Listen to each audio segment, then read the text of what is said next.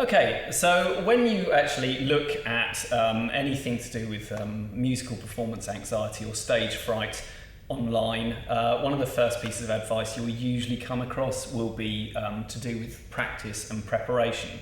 And this obviously makes sense. If anxiety is all about uncertainty and it responds to this kind of like uncertainty, then the one thing you don't really want is to be uncertain about whether you can actually play the piece that you're supposed to be performing.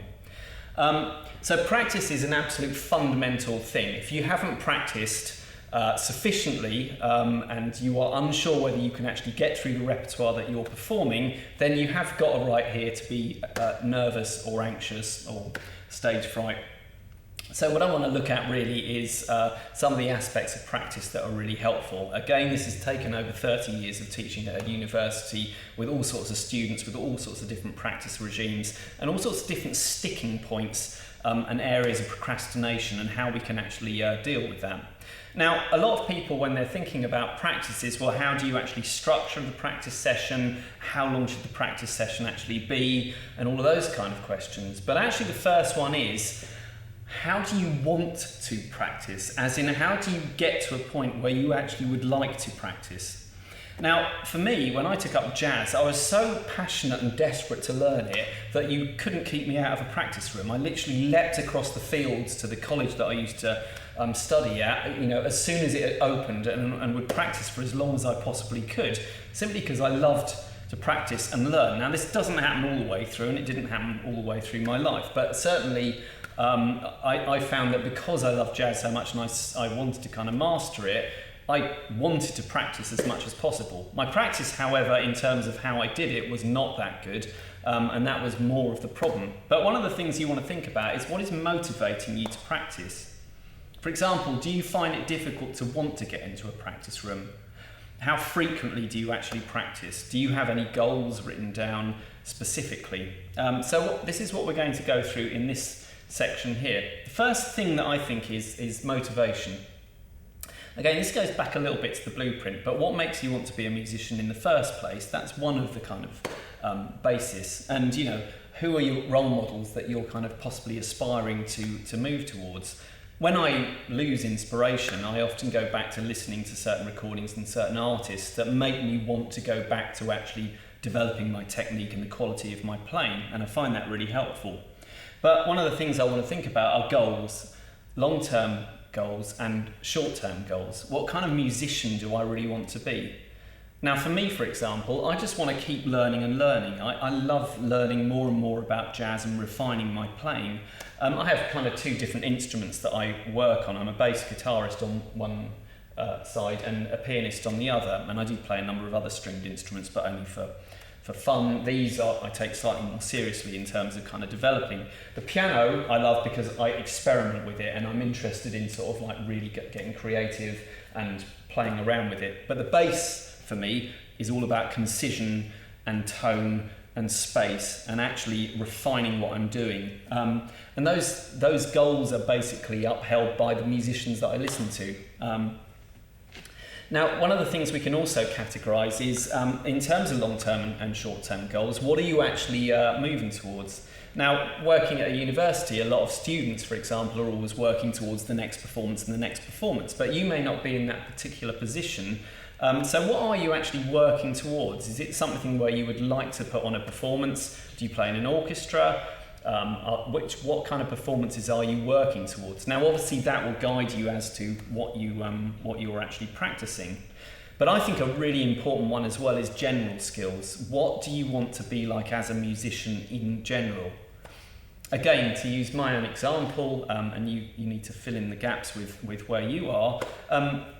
With jazz, I want to be able to fluently improvise over any chord changes. And I want to be able to do it in a very relaxed manner, however complex, however fast it is. I want to be able to fluently navigate these chord changes, and I'm always working towards that particular goal. The motivation to do that is based on, for me, the musicians that I really am passionate about listening to and wanting to kind of aspire towards those things. Now, you may have a kind of different thing, but I think it's incredibly important, first of all, before you start thinking about how to actually practice, is why you're practicing in the first place. If you've got a really strong why, then it drives you to want to be able to put this work in and do the practice routines that are appropriate. So we're thinking of what are your long-term goals as a musician in general, and are there any performances you're working towards? And also, are there any short-term goals?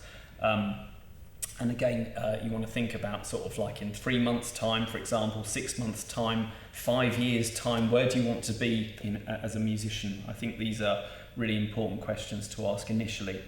Then what we're going to look at really is, when do you practice? How frequently do you practice? How do you structure a practice routine? And also an interesting question, where do you practice? I also want to look at 2 different practice approaches. But the first thing I always suggest is look at the motivation first of all. What is driving you to want to be a musician that would make you want to get into the practice room in the first place? Okay, so if you have got your motivation in place and you've got an engaging goal or goals that you're actually heading towards, and you're able to think about wanting to practice rather than having to practice, which is the, I think, important distinction, then we can start thinking about the more kind of structured way about how we actually practice in the first place. There are a number of factors to think about here. First of all, when do you practice? Now, this is dependent entirely on your timetable. If I'm teaching students, obviously they are here for 3 years to continuously practice anyway, so this wouldn't be a problem for them to decide when they might want to practice. But if you're in a full-time job, for example, or you're a full-time parent or whatever position you're in, this is going to be obviously dependent on what time constrictions you've actually got.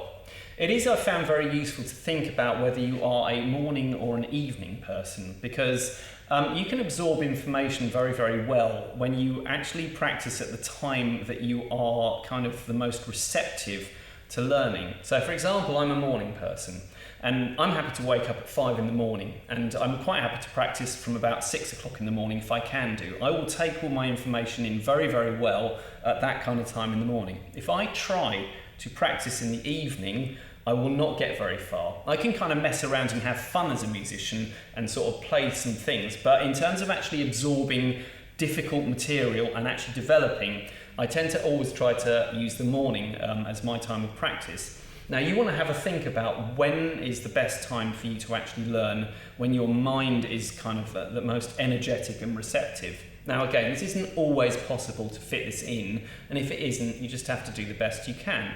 If you have to practice in the evening, even though you're a morning person, then that's fine. But if you do have a choice in the matter, I would always think about when is the best time where you are the most alert and receptive to learning, because this can make quite a big difference to progress and, again, to motivation. Another thing is where you actually practice. One of the things I found most useful, and I'm a parent with a full-time job as well, is to try to make sure that where I'm set up at home, that I've definitely got everything kind of ready to go. So I've got a little corner in my room where my bass guitar is all set up, plugged into an amplifier, and where I have a small keyboard where I can actually go straight to it, and there isn't any block between having to sort of get a bass out the case, plug it into an amplifier, plug this. So if I can make something as accessible as possible, I find that's a really helpful strategy for practicing as well. And also where I can actually practice. I'm lucky enough, obviously, to work at a university where I can use practice rooms when I want to. But if I don't, I like to practice where I don't feel that anyone can necessarily hear me, so I tend to keep volumes down and use earphones. Again, you want to find somewhere where you feel comfortable if you can practicing, and this really helps a lot. But the accessibility is a particularly useful strategy, to have your instrument ready so it's as easy as possible to get out. This also includes if you're a singer and having, again, the equipment and the music or backing tracks that you've actually got accessible and very easy to use when you want to practice. I found it's extremely useful to keep a journal when you're actually trying to develop and work with goals, to actually write down your progress during practice sessions and even outline what you're actually going to practice next. This, again, is not always possible due to time constraints, but if you're quite serious about music, it's actually quite useful to keep a practice journal and actually write where you're going, what you're trying to do, things that you didn't manage to, for example, do in one practice session that you're going to work on in the next practice session. Or if a performance didn't go very well, for example, to write what you felt didn't go right and how you can then start developing those skills that let you down during the performance. So this is a really helpful thing, to actually keep a practice journal or a practice diary.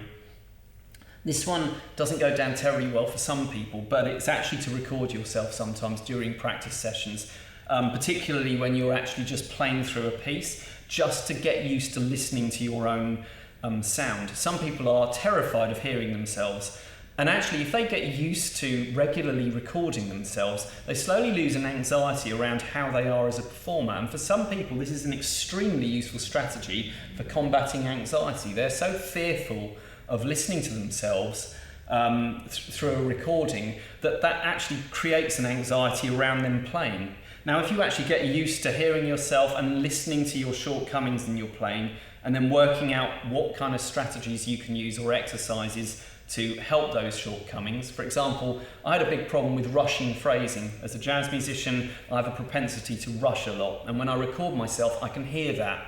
And I can then start thinking about what exercises, whether I want to use a metronome or use very slow practice strategies, or listen to a lot of people that have got much more relaxed phrasing, then perhaps transcribe a solo. These are ways I can do it, but I can only do that when I recognise what my faults are. Now it's useful obviously having teachers or peers telling you, giving you constructive feedback, but it's extremely useful if you also take control yourself and give yourself feedback and learn to critique your own playing. And that only works if you can record yourself. It's also useful to film yourself sometimes playing, because you can also see technique issues. Sometimes it might be that, for example, when I'm playing the bass guitar, that my fingers are doing way more movement than I actually need them to do. So by filming, I can actually look at how my fingers are moving across the fretboard, and perhaps look again at exercises that would help me to refine my approach in terms of left-hand fingering. So this is something I would also highly recommend. Another thing is duration of practice sessions. A lot of people, there's this kind of the myth of, practicing sort of like for 12 hours a day or 5 hours a day and all this kind of thing. Very few people can actually do that and actually really get something out of that. It's not that it can't be done, and obviously very high level performers, there are people that do that. But generally, for most musicians, you're far better off condensing your practice sessions to much shorter periods of time, because actually you're able to then focus and absorb information. There's only so much focus that the brain can actually do within a practice session where it's absorbing information.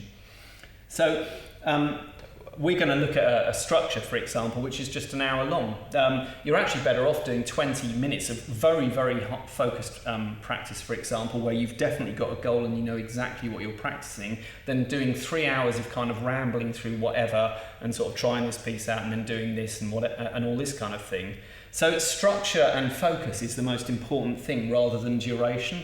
If you can do 3 hours of practice a day, then obviously the next step is how do you divide that out and how do you best use that. But I could say quite confidently that just an hour, 5 days a week is actually quite good in terms of a practice strategy if it's well focused and it's got particular kind of goals and ways of sort of building your abilities. There is two methods, which is that practice sessions can be structured, which I'm going to talk about in a second, but you can also do something called intuitive practice. Sometimes you find yourself in circumstances in life where it's really, really difficult. For example, my child was very, very ill for several years of the initial years of his life, and we were in and out of hospital and all sorts of things that we were dealing with, and it was not possible to go in and do really structured practice sessions at that time. But I was able to do what I call intuitive practice, where I just sat down, for example, this is again relating to jazz, and sat down with just a backing track, and I would pick a random backing track of a jazz piece and simply play that, and then just look at the problems that might come up with that particular piece and see where it took me. And I was able to do that for several years and still make good progress and still keep everything sort of in check, but not with a really, really regime sort of structured practice. But there are times in your life when you do want to do really structured practice, where you're trying to develop skills or particular technical abilities that then can stay with you for the rest of your life. Okay, in terms of an actual structure, if you've got these things in place and you know what you're doing, And you might say you want to practice sort of 4 or 5 days a week, for example, and take the weekend off, or you might want to practice 7 days a week or 3 days a week and divide it out. However you want to kind of construct your practice sessions, it is quite useful to have some sort of structure that you're working with within the practice session itself. Some people do this, and some people have got really good structures, and this is the example I'm showing you is literally just an example of many different ways of doing things. But this is one that's worked very well for a lot of people that I've taught, and for myself as well. So a very obvious starting point is, if we had an hour's practice session, rather than coming in and going, oh, what should I practice, and sort of like trying this and that and the other, which often happens in practice sessions, we have something slightly stricter in terms of the structure itself. First 15 minutes. Now, it might be 10 minutes, and so I can add more minutes to the next bit, but say we were doing the first 15 minutes. It's going to be a warm-up, okay? This can include technical exercises, scales, playing low notes on a trumpet, any kind of form of warm-up that gets your kind of fingers or your vocal cords or whatever moving and warmed up. And this would be an obvious thing anyway. If you're going to start your practice, you should really warm up anyway, because we're still working with muscles. And anyone doing a workout regime, for example, with weights or calisthenics or whatever, would never do that, hopefully, without doing some form of warm-up. And this is exactly the same for a musician. Now, I find that it's very handy to do what I call compound warm-up exercises. So for whatever discipline you're in, it's quite useful to do warm-ups that are also building certain skills that you want anyway within your actual discipline. So to give you an example, if I was doing warm-ups and I'm playing jazz, for example, I might do warm-ups that obviously incorporate particular bebop fingerings or modes. So I'm not just doing the warm-up just for the sake of it with kind of like chromatic exercises, but I'm doing things that are actually teaching me a little bit about jazz anyway whilst I'm doing the warm-up. And that's what I would call a compound exercise, where we're kind of like we're hitting several different muscle groups or music kind of skills at the same time. The next one, which I've labelled T, so this is a warm-up, is probably the most important thing. Let me spell that correctly. Troubleshooting. This is the bit that a lot of people tend to bypass or give scant attention to. And this is the most important bit. So the bulk of your practice, and it should probably come early on after the warm-up, is really troubleshooting problematic parts of the music that you're doing. So it might be certain bars that you've got within your music that you're practicing that are very difficult, certain kind of like runs or arpeggios or whatever it is that you can't do. And this involves focused exercises. It might be slowing it down. It might be trying to do it at certain tempos and increasing the metronome, for example. But basically what you're doing here is, and this is why it's useful to have a journal, to say this is what I'm going to be practicing. So you come in and you know exactly what you're actually planning on practicing in the first place. And then you have 30 minutes, for example, within this hour framework to practice that very thing over and over again. So for me, it might be learning a bebop head, something like Anthropology, one of those quite difficult Charlie Parker heads, and actually spending my time trying to get that fluent. And it might be that bars 8 through to 14, for example, are really, really difficult, and that those are the bars that I need to keep practicing, and I need to isolate certain phrases and work with them over and over again until I get them and then bring them back into the piece. So I think troubleshooting is the absolute key here when you're practicing. What do you actually need to practice to get better? Then when you come out of your practice session, you can feel good about the fact that you have made some progress. Or it might be there's a sticking point and you have to keep practicing for quite a long time and you have plateaued for a bit, and then you suddenly make that kind of leap. And this is what happens with progress anyway, is you can often make very fast what we call beginner gains first of all, and then you kind of like plateau off for a while, and then you make another gain. But you only do that really by practicing the things that are difficult. So the second section of your structure really should be troubleshooting problematic passages. Then this is an interesting one, and I get this immediately. I get this from a very, very good writer called Kenny Werner, who's got websites and YouTube channels, but wrote a book called Effortless Mastery, which actually looks at how to practice as well, and it's very, very useful. But this is the idea of practicing performing, which is another thing that often gets left out. We as musicians spend hours in practice rooms, practicing with this kind of foveal vision, okay, where we're just concentrating. We don't think about other people, we don't think about the performance itself. We go into this practice state. And the practice state is different to the performance state.